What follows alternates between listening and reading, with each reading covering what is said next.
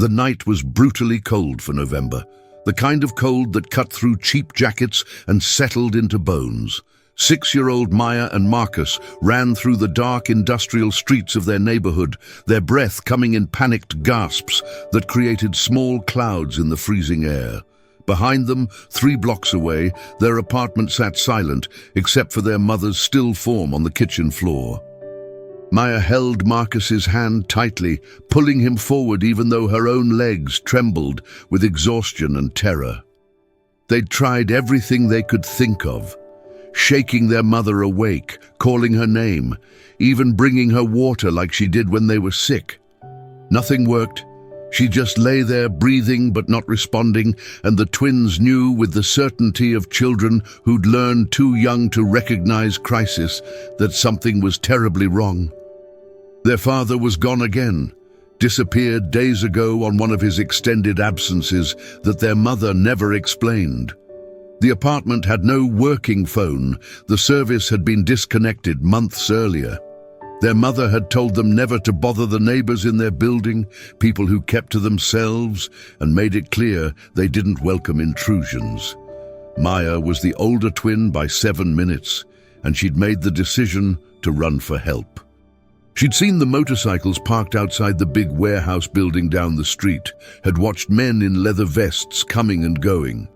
Her mother had warned them to stay away from that building, but Maya's 6-year-old logic was simple. People with motorcycles were adults, and adults could help. The clubhouse door was heavy steel, painted black, and covered with stickers and markings the twins couldn't read. Maya pounded on it with both fists, while Marcus cried beside her, the sound of his sobs mixing with the distant traffic noise. For a terrible moment, nothing happened, and Maya felt despair rising in her chest. What if no one heard them? What if they'd made the wrong choice and wasted precious time? Then the door opened, and a massive man filled the doorway, his beard thick and his arms covered in tattoos. His leather vest displayed patches and insignia that meant nothing to the terrified children. He looked down at them with an expression that shifted rapidly from surprise to concern as he took in their tear-streaked faces and obvious distress. Maya's words came out in a rush, barely coherent through her crying. She told him about their mother, about how she wouldn't wake up, about how they were alone and didn't know what to do. Marcus clutched Maya's hand and nodded frantically, confirming every word. The big man, his name Patch read Hammer, didn't hesitate.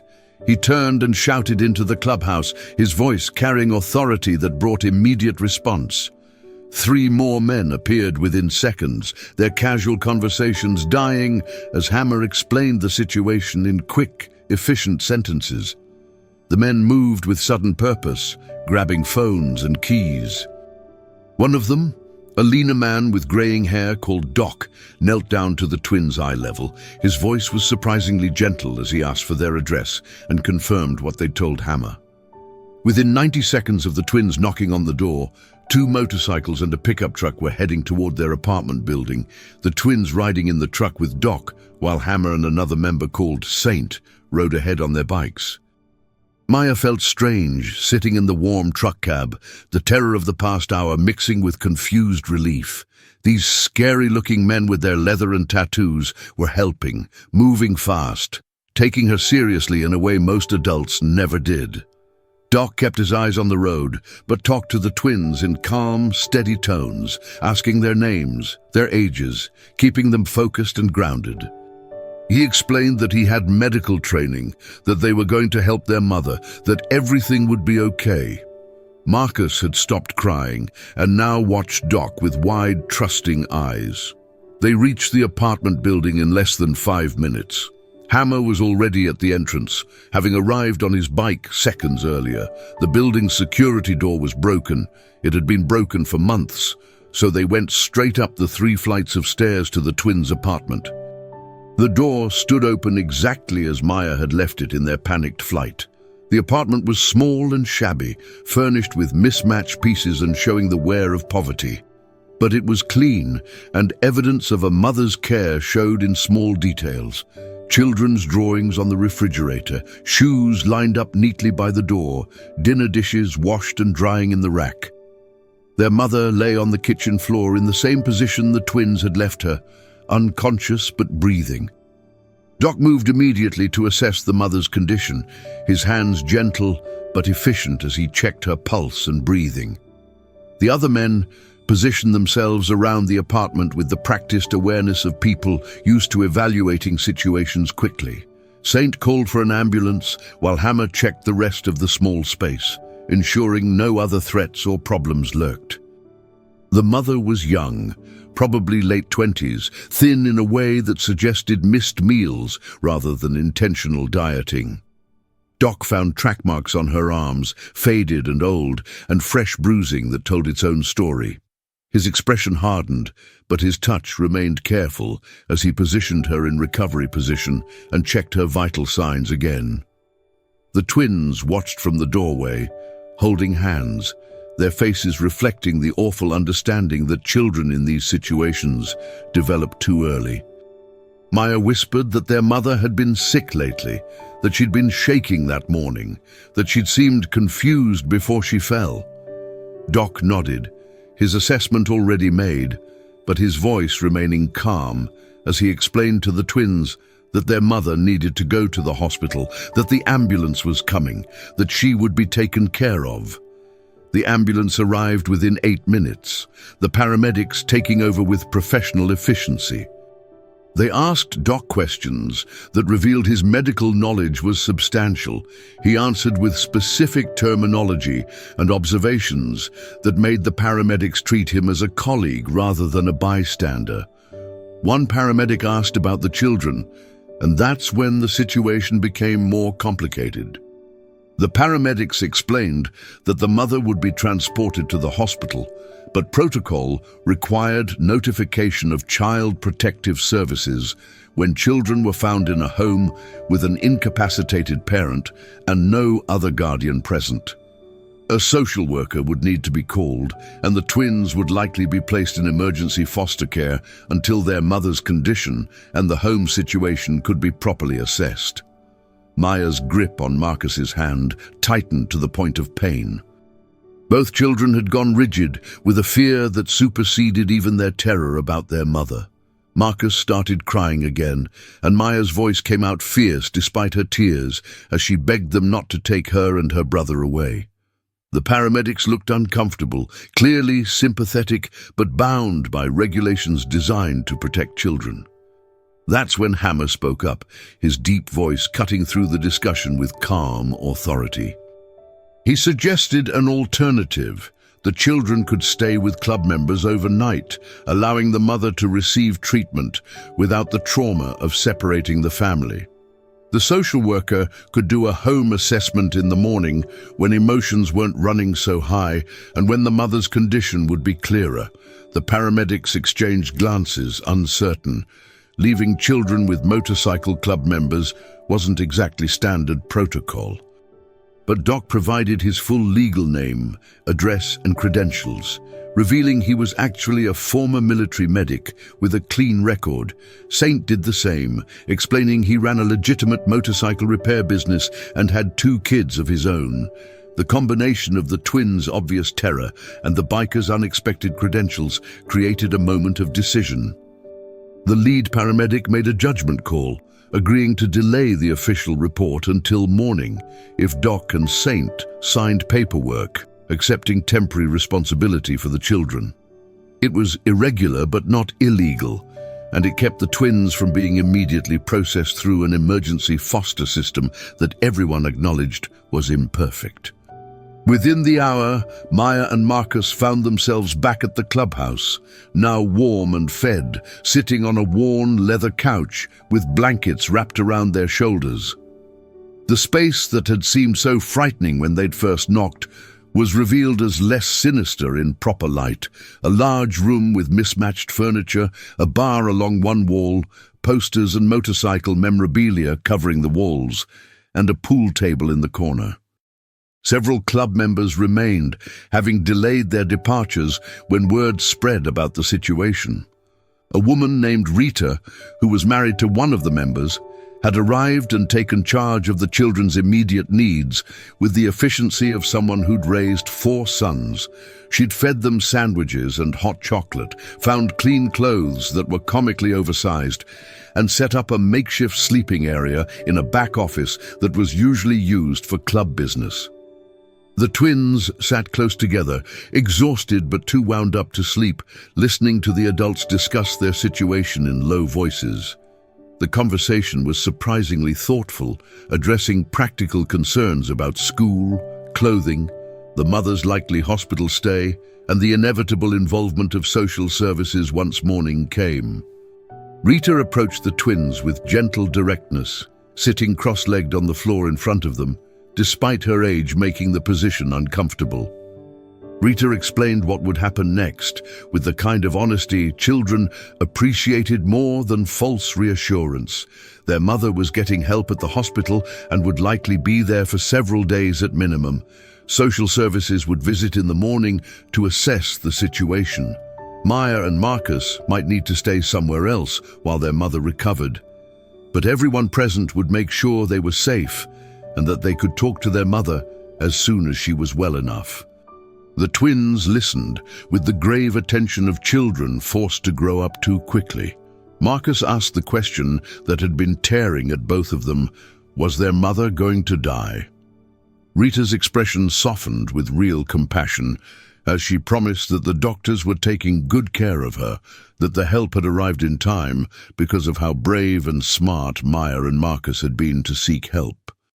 The twins finally slept near midnight, curled together under blankets in the small office, while Rita kept watch from a chair positioned where she could see them. The club members who remained spoke in the main room, their conversation revealing layers of the situation that the children were too young to fully understand. The mother's condition suggested withdrawal from opioids, possibly complicated by other health issues. The absent father was known to some members, a small-time dealer with a history of domestic violence who'd been warned away from the neighborhood before. The apartment's condition and the children's obvious lack of proper supervision indicated chronic neglect, even if unintentional. The situation was complicated, messy, and required careful navigation to protect the children without destroying what remained of their family. Morning brought a social worker named Patricia Reeves, a woman in her 50s with kind eyes and a no-nonsense demeanor sharpened by 20 years in child protective services. She arrived at the clubhouse expecting to find a problematic situation and instead discovered 2 well-rested children eating pancakes prepared by Hammer, who turned out to be surprisingly competent in the kitchen. Patricia interviewed the twins privately, asking gentle but thorough questions about their home life, their mother, their absent father, and the events of the previous night.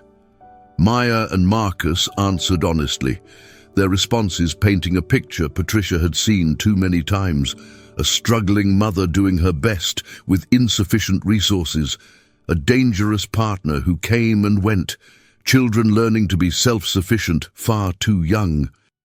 But the twins also made clear their love for their mother, their understanding that she tried hard, their insistence that home was where they belonged. Patricia then spoke with Doc, Saint, Hammer, and Rita, taking detailed notes about the previous night's events and the club's involvement. What she found surprised her. The children had been properly cared for, fed, kept safe and warm. The club members had acted responsibly, even admirably, in a crisis situation. Patricia explained the reality of their situation with practiced diplomacy. The mother was in hospital rehabilitation that would last minimum 30 days, possibly longer. The father's whereabouts were unknown, and given his history, he was not a suitable guardian. The twins needed placement, and while foster care was the standard option, Patricia was willing to consider alternatives if appropriate family or community resources existed. That's when Rita made an offer that surprised even the club members. She and her husband Frank would take the twins as emergency foster placement if Patricia could expedite the approval process. Rita was already a licensed foster parent. She'd maintained her certification even after her own sons were grown, occasionally taking emergency placements for the county. Her home was approved, spacious, and located in a decent school district. Patricia's relief was visible. Emergency foster placement with a licensed provider who already had connection to the children was far better than placing them with strangers. She made calls, pushed paperwork, and by that afternoon had secured temporary approval for Rita and Frank to take Maya and Marcus. The twins had mixed feelings about the arrangement. Rita was kind, and the club members had helped them. But leaving the only home they'd known felt frightening, despite its problems. Doc sat with them before they left, explaining in simple terms that their mother needed time to get better, that staying with Rita was temporary, that they would be able to visit their mother as soon as the hospital allowed it. The club members had done something else that morning. They'd gone to the twins' apartment and packed clothes, toys, and important belongings, bringing them to Rita's house before the children arrived. When Maya and Marcus walked into Rita's home that evening, they found their favorite stuffed animals waiting on the beds Rita had prepared, their clothes hung in the closet, and their mother's photo placed on the nightstand between the twin beds. The thoughtfulness of these gestures, coming from people who looked so tough and intimidating, confused the children in ways they couldn't articulate. These bikers, with their scary appearance, were showing more care than many family members had. The weeks that followed established a pattern that would shape the twins' understanding of family and community. Rita and Frank provided stable, warm guardianship, ensuring the children attended school regularly, ate proper meals, and began to experience the security of predictable routines. But the club remained involved in unexpected ways. Hammer picked the twins up from school twice a week, taking them for ice cream and checking in on their adjustment. St. taught Marcus basic motorcycle maintenance in his shop, giving the boy a constructive outlet for his anxious energy. Doc accompanied Rita when she took the twins for their first hospital visit with their mother, his medical knowledge helping explain the treatment process in ways the children could understand. Their mother, whose name was Jennifer, looked small and tired in the hospital bed, but her eyes filled with tears when she saw her children. She apologized over and over, her voice breaking with shame and regret. Maya climbed onto the bed and hugged her mother fiercely, telling her about the club members who'd helped them, about Rita's house, about school. The visit was brief but meaningful, establishing that their mother was alive, was getting help, and still loved them desperately. Over the following month, the club members became regular fixtures in the twins' temporary life. They attended Marcus's school play, sitting in the back row in their leather vests, applauding loudly. They helped Maya with a science project, their practical mechanical knowledge proving surprisingly useful. They created a protective circle around the children that discouraged any trouble from the twins' father, who'd surfaced briefly before disappearing again when he encountered club members making clear he wasn't welcome near the family. Jennifer completed her 30-day rehabilitation program and transitioned to outpatient treatment, moving into a transitional housing facility that provided support for recovering addicts. Patricia Reeves coordinated family therapy sessions, working toward reunification while ensuring appropriate safeguards remained in place. The club's involvement complicated the official case file in ways Patricia had never encountered. Typically, motorcycle clubs appeared in her work as problems: domestic violence, drug trafficking, child neglect connected to criminal activity. But these particular members had appointed themselves unofficial guardians, providing practical and emotional support that strengthened rather than undermined the family's stability.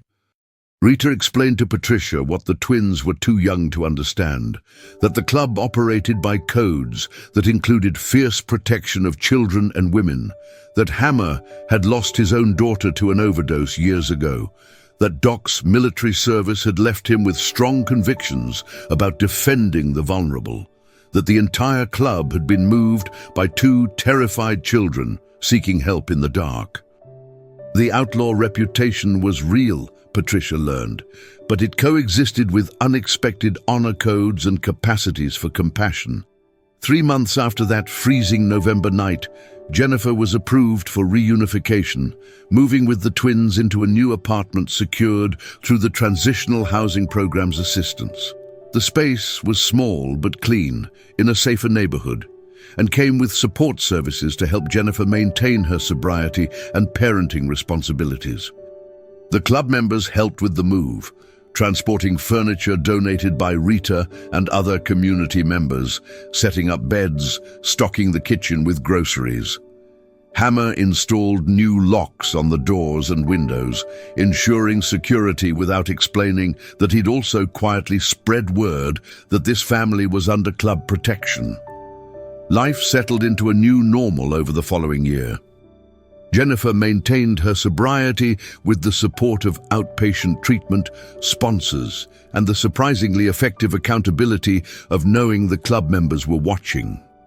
She found steady work as a medical billing clerk, attended Marcus and Maya's school events, and slowly rebuilt the mother-child relationship that addiction had damaged. The twins thrived with the stability, their grades improving, their anxiety decreasing, their childhood gradually becoming what it should be. But they never forgot the club members who'd helped them, and the bikers never withdrew their protection. Birthdays brought presents and attendance from Hammer, Doc, Saint, and Rita. School difficulties brought practical help and advocacy.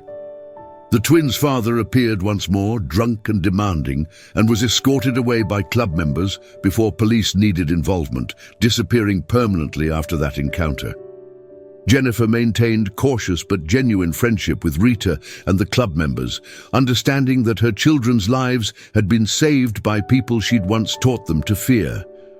She baked cookies for club events, attended a charity toy drive they organized, and slowly learned that the world was more complicated than she'd believed. That good and bad didn't divide neatly along the lines society drew. On the anniversary of that November night, Jennifer brought the twins to the clubhouse with a thank you card and homemade meal. It was awkward and emotional, with the tough bikers visibly uncomfortable with gratitude, and Jennifer struggling to express what they'd done for her family. But Maya stood up during the gathering and spoke with the clarity of a 7-year-old who understood what mattered. She thanked them for helping when she knocked on their door, for not being too busy or too scary, for showing her and Marcus that family was about who helped you when you were crying. Years passed, and the twins grew from frightened 6-year-olds into confident teenagers. Their childhood no longer defined by that single, terrifying night, but certainly shaped by it. Jennifer celebrated 5 years of sobriety, then 8, her life transformed by the second chance that rehabilitation and community support had provided. The club members remained part of the extended family structure, their involvement evolving but never disappearing. Hammer attended Marcus's high school graduation, his presence in the crowd a reminder of the night everything changed. Doc helped Maya prepare for college entrance exams, his patience and intelligence revealing depths that the world rarely saw beneath his weathered biker exterior. Rita and Frank became the grandparents the twins had never had, their home remaining a safe haven whenever needed. The story of that November night became something of a legend in the neighborhood, told and retold with varying accuracy. Some versions emphasize the club's intimidating response to anyone who might threaten the family. Others focused on the children's bravery in seeking help. All versions acknowledged the unexpected intersection of desperation and compassion that had created an unlikely family. Jennifer eventually worked as a peer counselor in addiction recovery, using her story to help others understand that hitting bottom didn't mean staying there, that accepting help from unexpected sources sometimes made the difference between death and survival. She always mentioned the club members who'd responded when her children knocked on their door, crediting them with saving not just her life, but her family's future. For Maya and Marcus, now young adults, that night remained the dividing line in their personal histories. Before, when life was chaotic and frightening, and after, when they learned that protection could come from unexpected places, that appearance didn't determine character, and that sometimes the scariest-looking people had the biggest hearts. The club members never sought recognition for what they'd done, uncomfortable with being called heroes, insisting they'd simply done what anyone should do when children needed help. But they'd changed a family's trajectory with that immediate response, proving that sometimes the most important thing a person can do is simply open the door when someone's crying in the dark.